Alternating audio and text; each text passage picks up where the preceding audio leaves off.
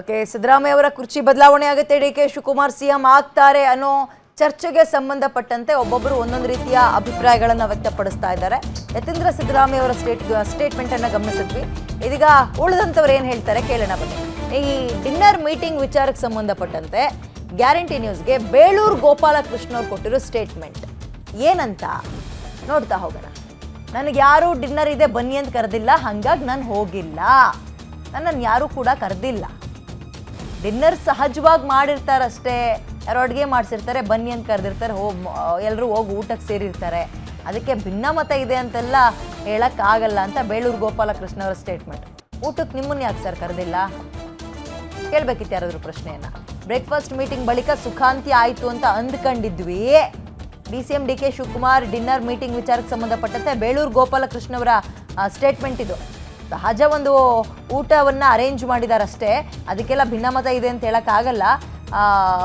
ನನ್ನನ್ನು ಯಾರೂ ಕರೆದಿಲ್ಲ ರೀ, ಇದಕ್ಕೆ ನನಗೆ ಯಾರೂ ಡಿನ್ನರ್ ಇದೆ ಬನ್ನಿ ಅಂತ ಕರೆದಿಲ್ಲ, ಹಾಗಾಗಿ ನಾನು ಹೋಗಿಲ್ಲ ಅಷ್ಟೇ.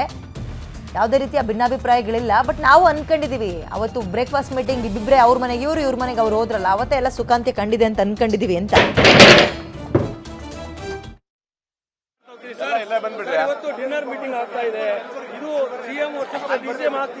ಇಲ್ಲ, ನನಗೆ ಯಾವುದೇ ಡಿನ್ನರ್ ಬಗ್ಗೆ ನನಗೆ ಯಾವುದು ಮಾಹಿತಿ ಇಲ್ಲ. ನಮ್ದು ಯಾರು ಕರೆದೇ ಇಲ್ಲ.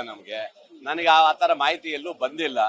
ಯಾವ ಡಿನ್ನರ್ ಮಾಡಿದಾರನೋ ನನಗೇನಂತ ಮಾಹಿತಿ ಇಲ್ಲ, ಆದ್ರಿಂದ ನನಗೆ ಗೊತ್ತಿಲ್ಲ. DK ಶಿವಕುಮಾರ್ ಅವರು ಶಾಸಕರಿಗೆ ಮತ್ತೆ ಎಲ್ಲರೂ ಕೂಡ ಆಹ್ವಾನ ಕೊಟ್ಟಿದ್ದಾರೆ. 20 ಜನ ಒಂದ್ ಕಡೆ ಸೇರಿ ಊಟ ಮಾಡ್ತಾರೆ ಅಂತ ಹೇಳಿ ಗೊತ್ತಿಲ್ಲ. ನೋಡಿ, ಮೊನ್ನೆ ಮುಖ್ಯಮಂತ್ರಿಗಳು ಸಹ ಒಂದು ಕಡೆ ಊಟ ಮಾಡಿದ್ದಾರೆ, ಅದೊಂದಿಷ್ಟು ಜನ ಮಂತ್ರಿಗಳು ಹೋಗಿದ್ದಾರೆ, MLAಗಳು ಹೋಗಿದ್ದಾರೆ.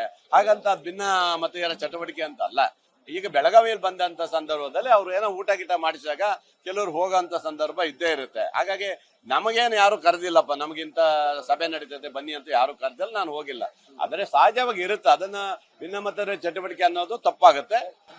ಬ್ರೇಕ್ಫಾಸ್ಟ್ ಮೀಟಿಂಗ್ ಮುಗಿದ ಮೂಲಕ ಎಲ್ಲವೂ ಶಾಂತ ಆಯ್ತು, ಎಲ್ಲವೂ ಸುಖಾಂತ ಆಯ್ತು ಅಂತ ಇತ್ತು. ಈಗ ಮತ್ತೆ ಈ ಚಟುವಟಿಕೆಗಳು ಏನೋ ಒಂದು ಬದಲಾವಣೆ ಸೂಚನೆ ಕೊಡ್ತೀವಿ. ಇಲ್ಲ, ಬ್ರೇಕ್ಫಾಸ್ಟ್ ಆದ ನಂತರ ರಾಜ್ಯದಲ್ಲಿ ಒಂದು ಒಳ್ಳೆ ಸಂದೇಶ ಕೊಟ್ಟಿದ್ರು, ರಾಷ್ಟ್ರ ನಾಯಕರಿಗೂ ಒಂದು ಸಂದೇಶ ಕೊಟ್ಟಿದ್ರು. ಬಟ್ ಆದ ನಂತರ ಮತ್ತೆ ಸಮಾಧಾನಕರ ಆಗಿತ್ತು. ಆದ್ರೆ ಮತ್ತೆ ಇತ್ತೀಚೆಗೆ ಇಲ್ಲಿ ವಿಧಾನಸೌಧ ಬಂದ ಮೇಲೆ ಅಸೆಂಬ್ಲಿ ನಡೆಯೋ ಸಂದರ್ಭದಲ್ಲಿ ಕೆಲವರು ಮತ್ತೊಂದಿಷ್ಟು ಗೊಂದಲಗಳನ್ನು ಕೊಟ್ಟಿದ್ದಾರೆ. ಅದರಿಂದ ನಾನು ಏನು ಹೇಳಕ್ ಹೋಗೋದಿಲ್ಲ. ನಾನು ಪಕ್ಷದ ಒಳಿತಿಗಾಗಿ ಯಾರು ಇಲ್ಲಿ ಮಾತಾಡಬೇಡಿ, ಅಸೆಂಬ್ಲಿ ಆಗುವಾಗ ಆಮೇಲೆ ಏನಾದ್ರು ಮಾತಾಡ್ಕೊಂಡ್ರಪ್ಪ ಅಂತ ಹೇಳಿದ್ದೆ. ಆದ್ರೂ ಮಾತಾಡಿದ್ದಾರೆ, ಅದು ಅವ್ರ ವೈಯಕ್ತಿಕ, ಅದ್ರ ಬಗ್ಗೆ ನಾನು ಹೇಳಕ್ ಹೋಗೋದಿಲ್ಲ.